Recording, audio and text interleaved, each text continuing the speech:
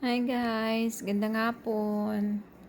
Habang nagwo-walking around kami muna ni Chiba, may nakita kami kanina isang malagandang puno.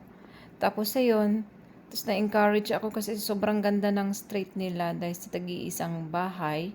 May mga tagi-isang puno sila na ganyan. Tapos lahat ay namumulaklak ng kulay pink. Tapos ang ganda naman tignan, kaya sabi ko, mag-video muna ako. Tsaka yun, nung nakita ko, grabe, sobrang ganda pala ng bulaklak nila. Wala yan sa Pinas eh. Bulaklak yan ng Japan. Kaya hindi ko alam kung anong pangalan yan. Kaya sabi ko, yan, magbibideo na lang muna ako. Nagustuhan ko yung kulay. Sobrang ganda. Tapos okay naman yung mga background. Yung may-ari siguro ng bahay niya, ang ganda rin.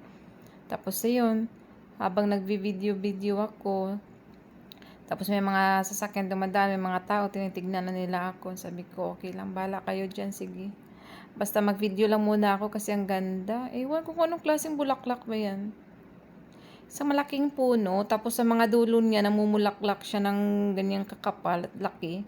Tapos tingnan mo yung background niya, oh, tigi-isang bahay nila, may mga punong ganyan. Kaya sabi ko, naisipan ko, sana magtanim kaya ako ng ganyan sa bahay.